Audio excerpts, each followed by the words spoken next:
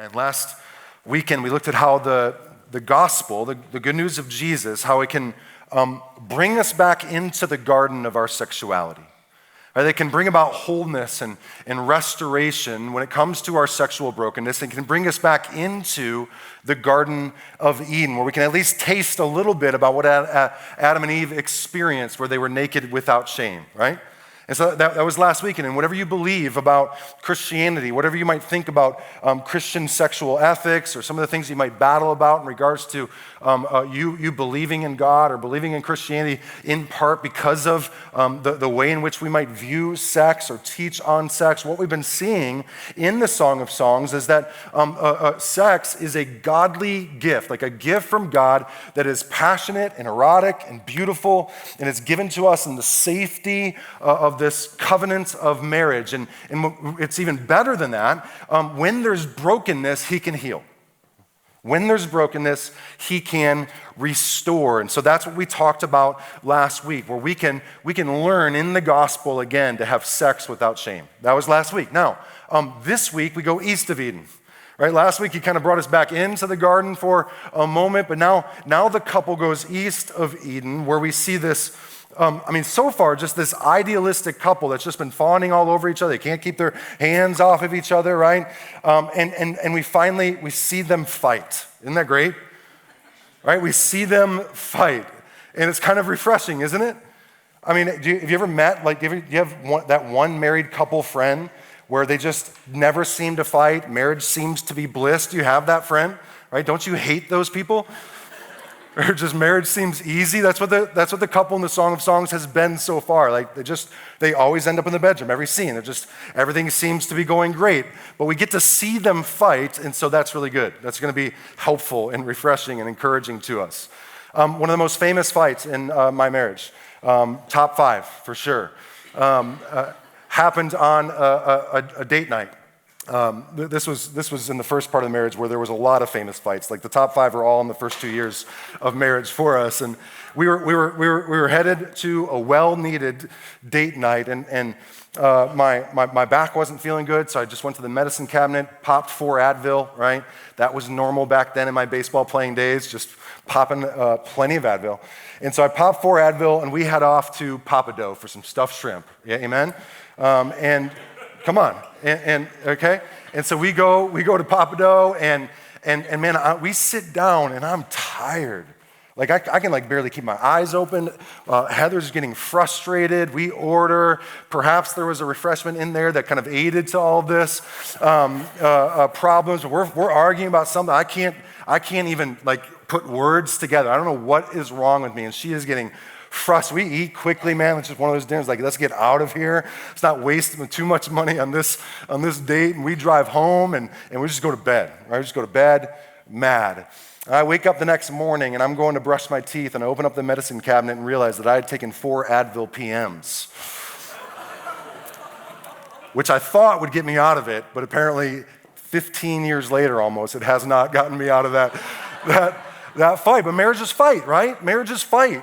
There's conflict in marriage because you have one sinner who marries another sinner, and 2 sinners don't cancel the sin out, right? It multiplies the sin, right? It multiplies the sin. And so there's going to be conflict in marriage. And so a marriage centered on the gospel is not a perfect marriage. Okay? A marriage centered on Jesus will not be a perfect marriage, because a marriage centered on the gospel realizes that while the good news of the gospel is good news, it first tells us the bad news that we are selfish sinners who think that we should be God. And so when you put 2 gods together in a room, 2 gods together in a house who aren't very good at being God, and they war, there's going to be fireworks and there's going to be conflict. And so marriage is not going to be perfect. And so a gospel marriage doesn't have to be perfect, but in a marriage centered on Jesus, a marriage centered on the gospel, it should be a place where there is grace and mercy. It should be a place where sinners find refuge. Amen? That's what the place should be. Not perfection, but grace and refuge for the sinner. And that's going to be, you're going to find a greater love in that marriage than the perfect, blissful marriage, where it's not all that hard to love them. How hard is it to love the perfect woman? How hard is it to love the perfect man? Godly love is when we love one another and it just doesn't, it's not that easy. Right? My wife, she's seen the worst of me. All right, you guys see what I just put forward, my little vulnerability that I might put forward. Man, you're not seeing all of me. She's seen all of me. She's seen the ugliness of my soul, and she still loves me. That's love. All right? That's a godly, gospel-centered, Jesus kind of love. And so marriage, not meant to be perfect. It should be a place, though, where reconciliation, restoration, grace, and mercy should occur. And so that's what we're going to see this morning. We get to see them fight, and it's great. I'm really glad they're fighting, okay? Gives us a chance to talk about it, and then we don't have to hate them anymore, okay? So chapter 5, we'll start in verse 2. She says, I slept, but my heart was awake. A sound, my beloved is knocking. Open to me, my sister, my love, my dove, my perfect one. For my head is wet with dew and my locks with the drops of the night. He wants to be sexually intimate with her. That's what this is saying. Verse 3. She said, I had put off my garments. How could I put it on? I had bathed my feet. How could I soil them? That's Hebrew for I have a headache. I'm tired. I want to. Verse 4, my beloved put his hand to the latch, and my heart was thrilled within me. I arose to open to my beloved, and my hands dripped with myrrh, my fingers with liquid myrrh. On the handles of the boat, on the bolt, I opened to my beloved, but my beloved had turned and gone. My soul failed me when he spoke, and I sought him, but found him not. I called him, but he gave no answer. The watchmen found me as they went about in the city. They beat me, they bruised me, they took away my veil. Those watchmen of the walls. What we have to do, if you remember, this is a song, and so we've got to figure out what is the poetry saying. Right? We don't have to take all the imagery and try to figure out exactly what it is, but we do need to ask the question, how does this make us feel? That's what songs are supposed to do. They're supposed to make you feel something. And so what does this make us feel? And this doesn't feel the same as the other poetry in the song, right? I mean, before, right, the previous 5 chapters, they're doting on one another. They're doing this kind of back and forth playfulness thing, and they're loving one another. This doesn't feel that way here at all, right? That's not happening. There's watchmen beating her. I mean, this just doesn't feel the same as other parts of the song feel. This has a different feel, and it's the feel of conflict. And in fact, they're fighting about sex, right? This is a conflict about sex. He says, I think sweetly to her, open to me, my sister, my dove, my perfect one, right? If you remember, sister is a term of endearment, so he's kind of laying it on thick here, right? My baby, my boo, my perfect one, I love you, you know? Let's be intimate. That's what he's saying here.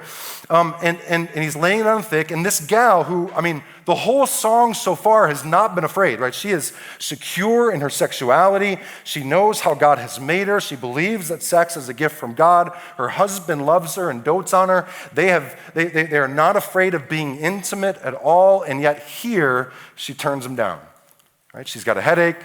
She's ready for bed. She's got her face mask on. This ain't happening, right? This ain't happening.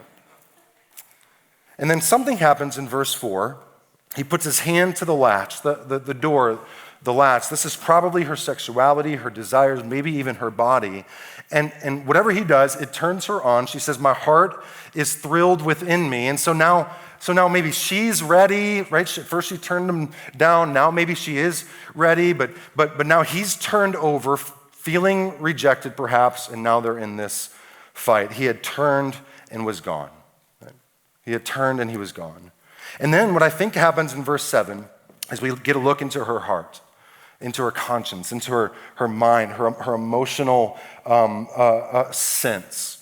Right? If you remember back in chapter 3, she had met these watchmen before where she had gone out into the city where she felt vulnerable, she felt insecure, and we kind of got a chance to see her emotional insecurities and emotional needs, and there even emotional intimacy at play in chapter 3. I think here the watchmen are maybe her conscience Maybe she feels bad about what she did, about rejecting her husband. This is a battle with her emotions, perhaps. Whatever it is, the feel of it is that she's not in this intimate, safe place of emotional and physical intimacy. Now she's in this place of turmoil. There's a conflict here. I sought him, but found him not. I called him, but he did not answer. That's conflict.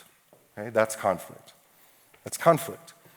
And for many couples, the conflict can be in this same scenario, where there's maybe a fear of initiating intimacy because there's this fear of rejection that's happened, or the fear of unmet expectations, or being let down, or perhaps one member, one couple is the one that's always doing the initiating, and so the burden of their intimacy falls on them, but this is a ripe context for conflict in the marriage. And what's interesting is that the New Testament speaks to this particular scene specifically. 1 Corinthians chapter 7, it says this. It says, the husband should give to his wife, maybe you didn't know this was in the Bible, okay? It's crazy. The husband should give to his wife her conjugal rights. Weird word, it's okay. And likewise, the wife to her husband. Verse 4. For the wife does not have authority over her own body, but the husband does. Likewise, the husband does not have authority over his own body, but the wife does, right? Mutual possession.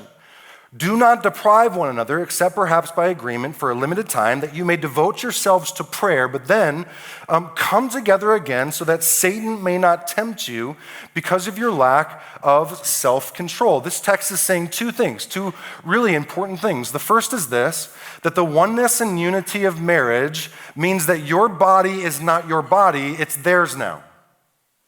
Okay? But their body is not their body, it's yours now. By the way, this is unbelievably groundbreaking in that culture where men pretty much owned their wives. And here, the gospel is saying, no, she owns you too. This is mutual possession and unity. His body is her body is your body, which, by the way, husbands, is a pretty good trade, right? Yeah. And that's a pretty good trade, right? My wife gets my big head and bushy eyebrows, and I get her, right? I get her. I had a cousin literally one time tell me, it's like, if you ever went bald, you could do a comb over Trump style with your eyebrows. That's how bushy they are. I was like, thanks, man. Right? She gets that, I get her. It's a great trade. I like this. And so this puts the husband and wife, legit story, this puts the husband and the wife in a position to outserve one another. Because she owns my body and I own hers. What do we do then? What do we do?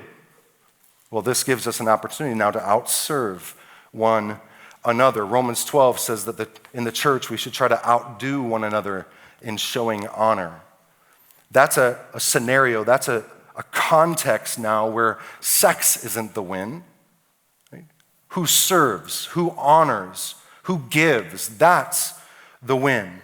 And so you can imagine the husband initiates and the wife says, man, I've had a really long day. Kids were crazy. I'm really tired. I don't really want to, but I will. But I will because I love you. And he says, no, baby, no.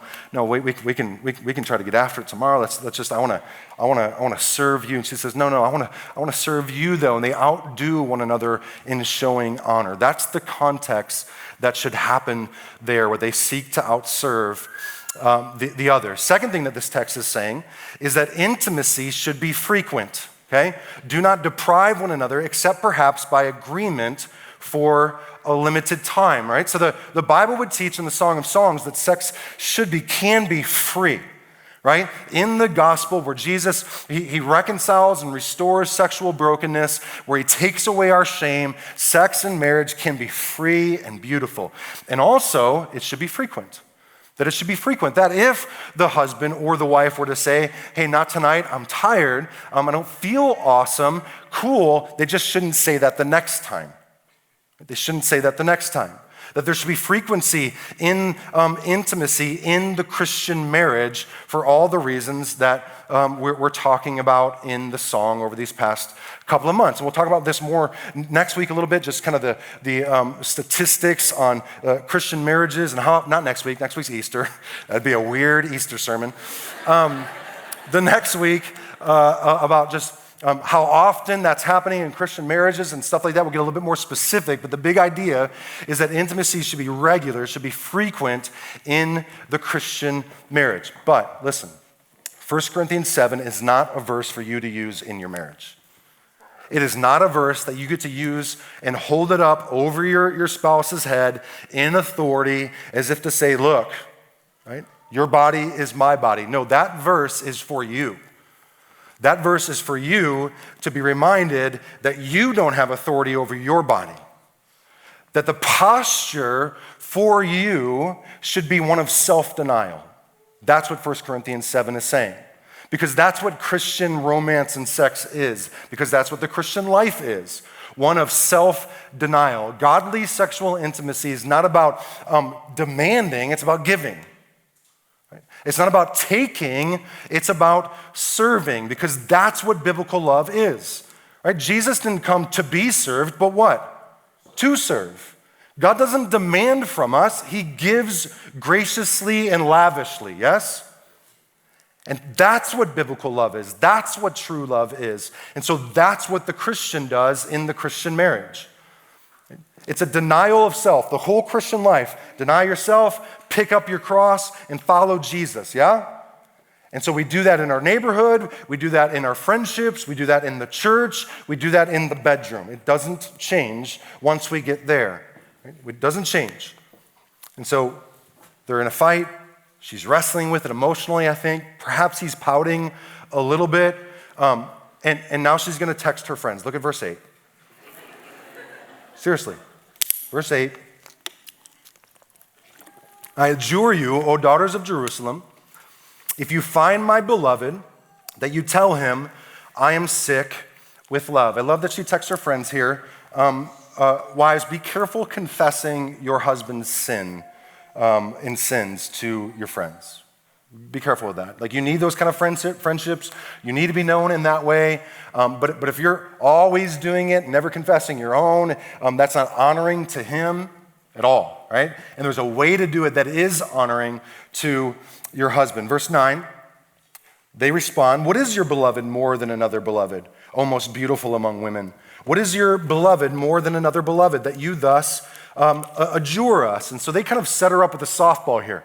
Right? They're basically saying, tell us how great he is. Tell us why you want us to go find him. Tell us why you want to reconcile with them. They're good friends, right? They're setting her up to praise her husband. And so here's what she says in verse 1. She's going to do the same thing that he did to her last week. She's going to work her way down his body and tell us what she likes about him, okay? Verse 1, my beloved is radiant and ruddy, distinguished among 10,000, right? He is healthy and young and vibrant and handsome, and she loves him. His head is the finest gold. His locks are wavy, black as a raven. Brother's got good hair, is what she's saying. His eyes are like doves beside streams of water, bathed in milk, sitting beside a full pool. His cheeks are like beds of spices. He's got a beard, mounds of sweet-smelling herbs. His lips are lilies dripping liquid myrrh. I've been trying to convince my wife that beards are biblical, okay? But it's not my body, so I can't grow a beard. It's really frustrating. His lips are lilies dripping liquid myrrh. Man, she loves his kisses, right? That goes back to chapter 1. She loves his kisses. They're better than wine. His arms are rods of gold. Come on. All right, guys? Set with jewels. His body is polished ivory bedecked with sapphires. This is a very modest translation of that verse, okay? I'm just going to leave it there. Modest.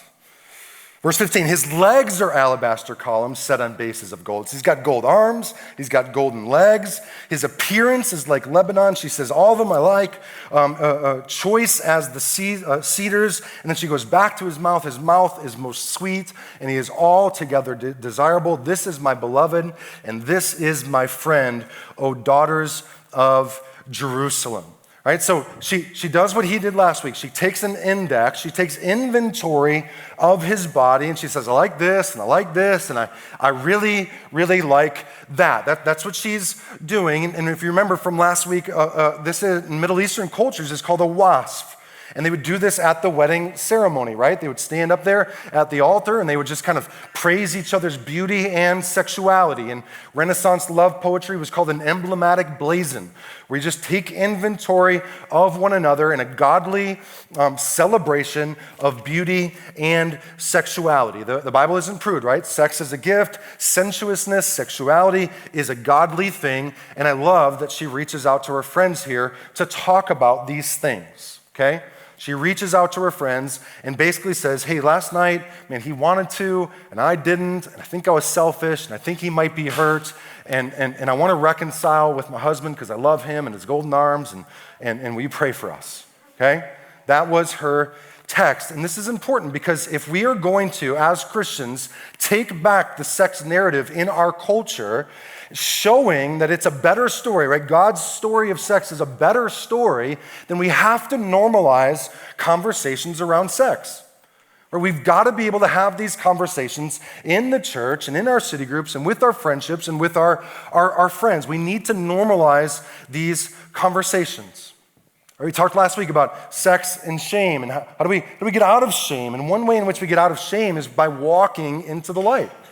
Right? By not letting shame cast this huge shadow over us, but by being known in the midst of community, in the midst of relationship. 1 John 1, it says this, but if we walk in the light, if we're known, if we confess these things, if we normalize these conversations, as he is in the light, we will have fellowship with one another.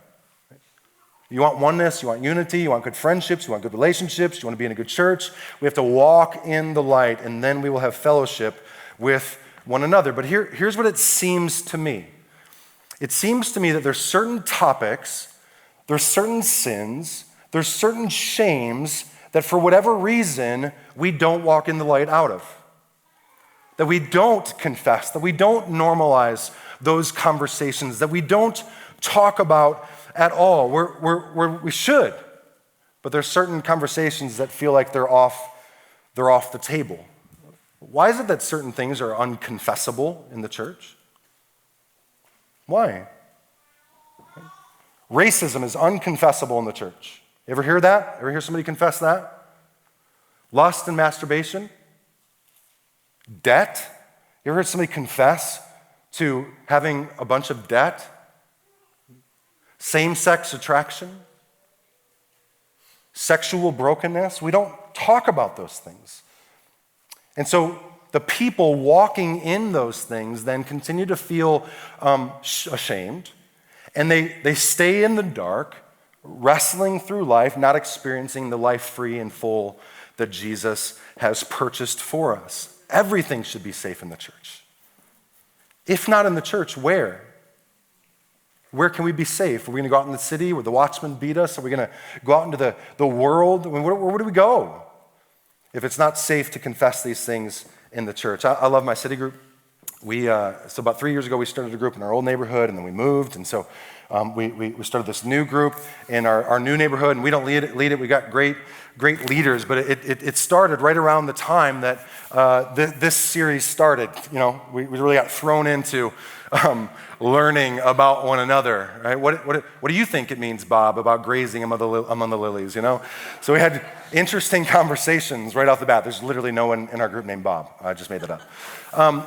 But we have these, like this rich group, right? This rich group where there's singles in our group and engaged couples in our group and married couples in our group. It's gal even walking through divorce. We just have this rich diversity of relationship status. And we're talking about these things and we're having these conversations and we're at the dinner table and there's food and there's glasses of things and we dialogue back and forth and we've cried for one another, we've prayed for one another, and we've laughed together, and we've experienced and talked about all that God has done to restore us and to where He has restored us, and we rejoice in what He's going to continue to heal in us. And it's a beautiful thing because then we don't have to do any of that alone. We don't have to do marriage alone. We don't have to do dating and singleness alone. We don't have to do divorce alone. We don't have to do sex let me be careful here.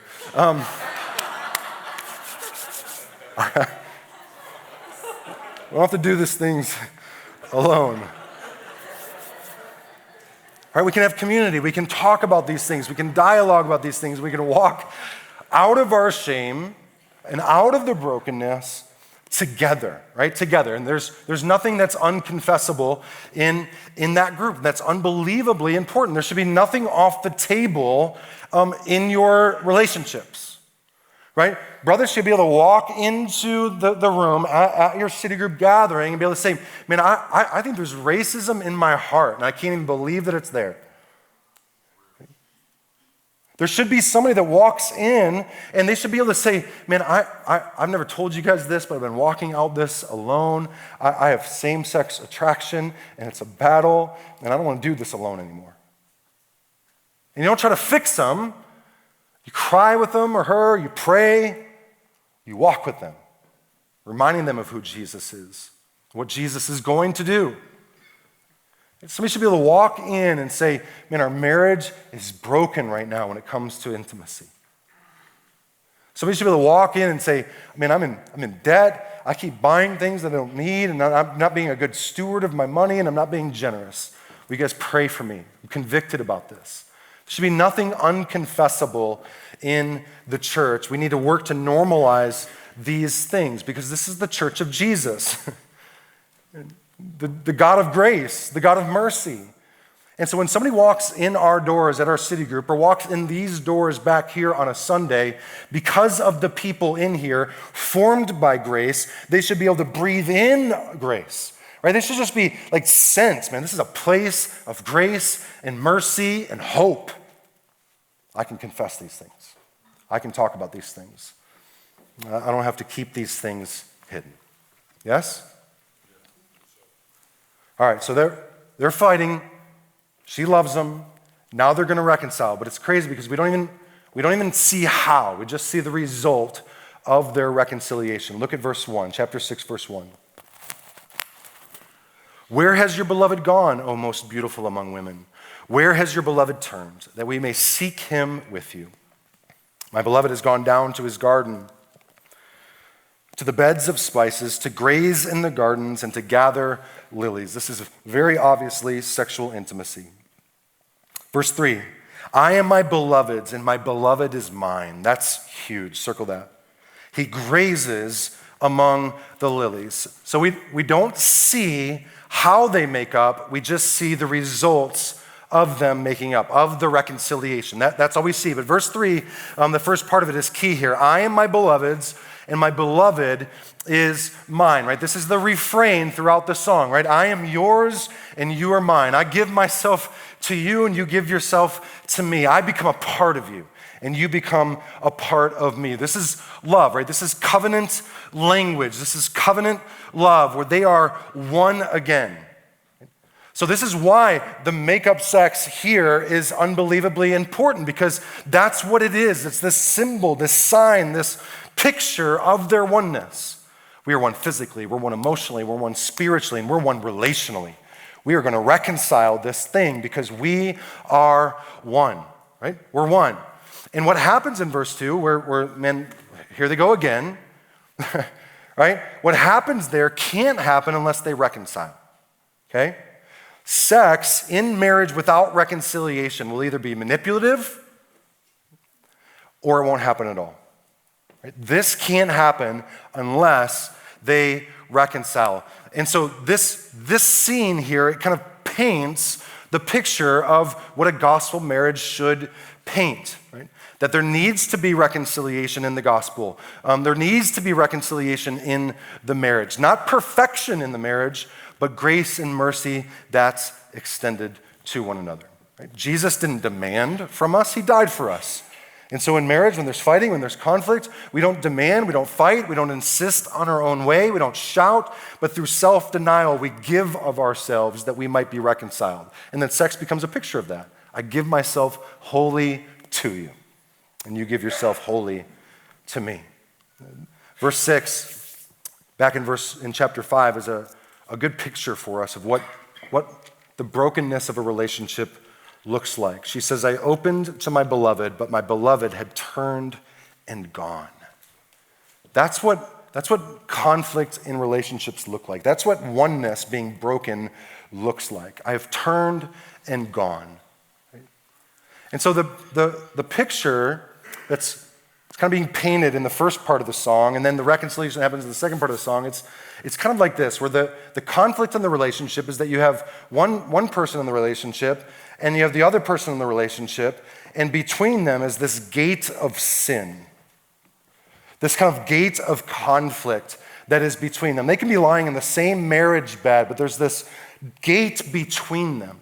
It's not a wall, like they can see each other, they can interact, they can coexist, they can even touch each other, they can communicate at some level, but there's an arm's lengthness to it. Right? There's something hindering their oneness. There's something hindering their intimacy. It's this relational gate of sin that lies between the husband and the wife, or brother in Christ with a sister, or another brother in Christ. There's this divide, right? Ephesians 2 talks about the dividing gate of hostility. That's what that is. There's a dividing gate of hostility between them. And so then the gospel in a gospel marriage, or the gospel in a gospel church with gospel relationships, provides for us keys to unlock that gate. So the life, death, resurrection of Jesus, the giving of the Holy Spirit gives us these keys to interact in the midst of this conflict, that reconciliation might happen and Jesus can be made famous. And so the Bible gives us these keys. I've got 7 of them, right? 7 keys for reconciling in marriage or in the church. Here's the first one: forgiveness. Right? Matthew 18, Peter asks Jesus, hey, how often do we forgive? And Jesus says what? 70 times 7. Right? Basically means just over and over and over and over. And why? Well, we forgive because Christ forgave us, which means this: your forgiveness of your spouse or your friend or somebody in this church or whoever, your forgiveness of them has more to do between you and God than between you and them. Because God forgave you, you forgive them. Doesn't matter how they respond, doesn't matter what they did, doesn't matter if they hurt you worse than you hurt them, it doesn't matter. Because Jesus forgave you, we forgive them. And it's not blowing it off their sin, it's not minimizing it, it's saying, I'm gonna step into this pain. I'm gonna hurt, I'm gonna step into this so that and I'm not gonna make you hurt in response. Second one, right? Second key, I love this one, love. Love, but listen to this, 1 Peter 4:8, it says, above all, keep loving one another, right? Strive to keep loving, steadfastly keep loving one another. Why? Because love covers a multitude of sins. This should happen in marriage over and over and over. Love just covering sins. We don't have to work everything out. We don't have to dialogue about everything. We don't have to, right? We don't have to do that. And there's just some times where I'm crabby. And my wife loves me and just covers over that and loves me out of my crabbiness. Love covers a multitude of sins. Now, there are some cover-ups that are evil, and there are some cover-ups that are godly. The evil cover-ups are when you're the sinner and you do the covering up, where you're minimizing it. Baby, that was just crabby. What's the big deal? You minimize it. You pretend like it wasn't that big of a deal. You shouldn't be hurt by this. All that's evil. That's wicked and selfish. But the godly cover-ups are when you do the covering up of somebody else's sin. Baby, it's fine. It's fine. I get it. You're crabby. I know. I love you. Anyways, that's a godly cover-up. That's love. That's biblical sacrificial love when we cover one another's sins in that way, right? That's a supernatural love when we do that. Here's the third thing, third key to help us in these relational gates of sin and conflict. Confess. James 5, confess your sins to one another. Sometimes we raise the relational gate because of our sin, right? This thing is here because of us. And so just by coming to the gate and saying, this is my fault, baby, right? Man, I was selfish last night and I rejected you. I shouldn't have done that. Will you forgive me? I'm sorry.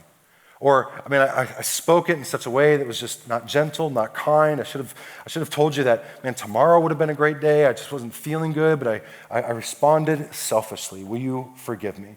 Sometimes just a quick, honest, genuine confession can help us in the conflicts that we're in, okay? 4, pray. Matthew 5:44, it says to pray for your enemies.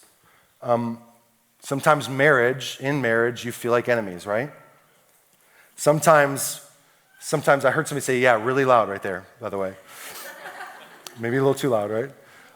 Sometimes in the church, it feels like there's always that person against you. There's always that person kind of butting heads with you, and they feel like enemies. Okay, Jesus said to pray for them.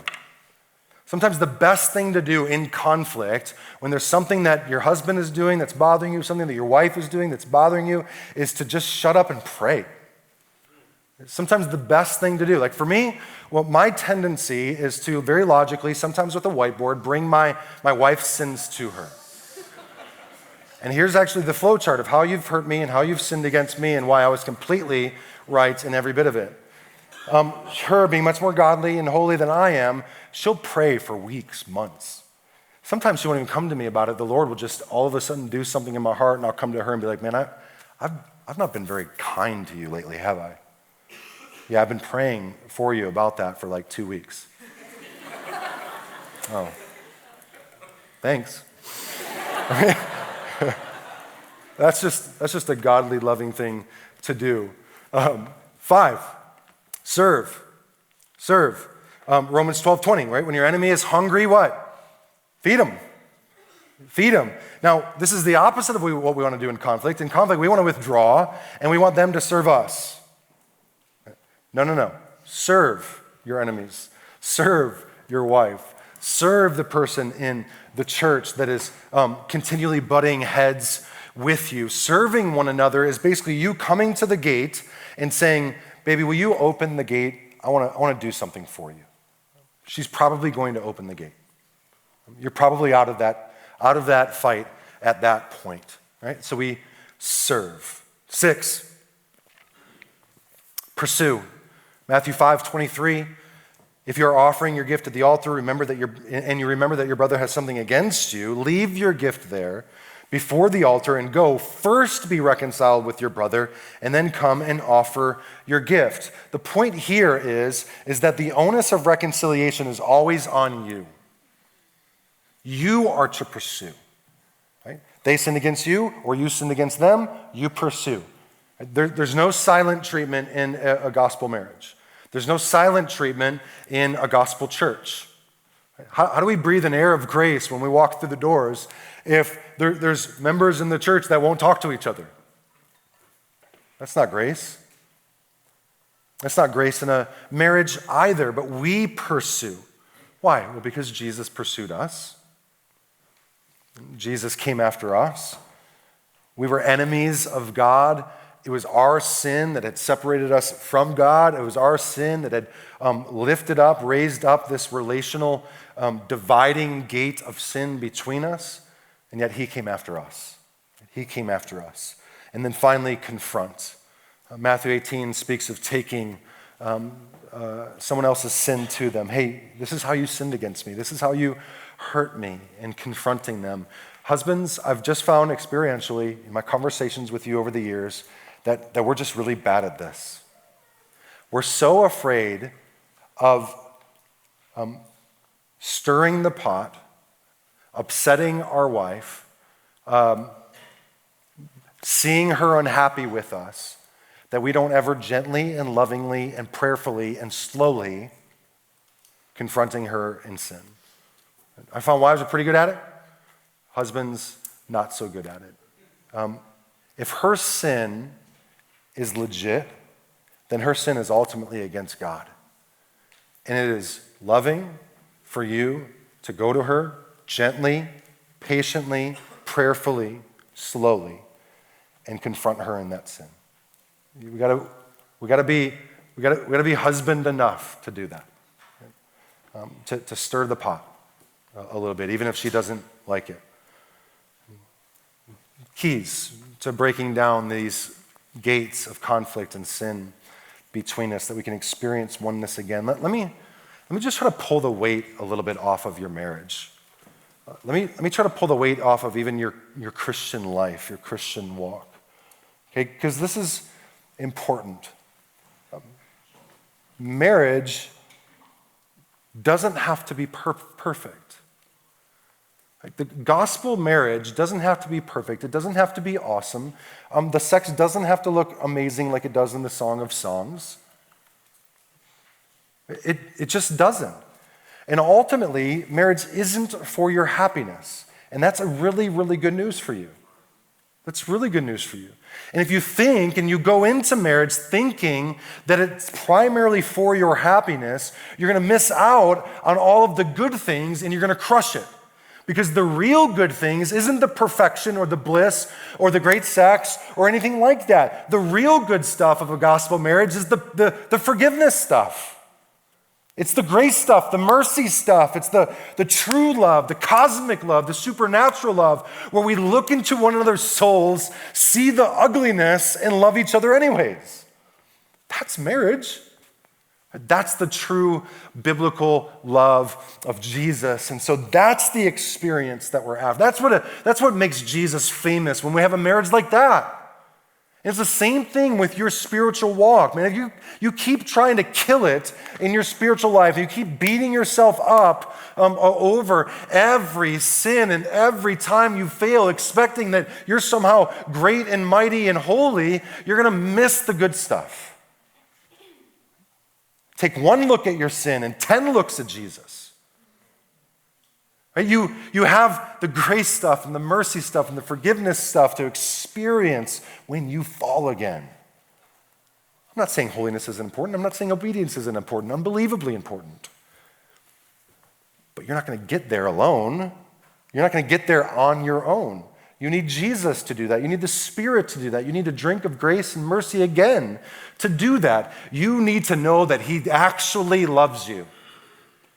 That when you fall and when you sin, Jesus sees the ugly parts of your soul and says, I love you anyways.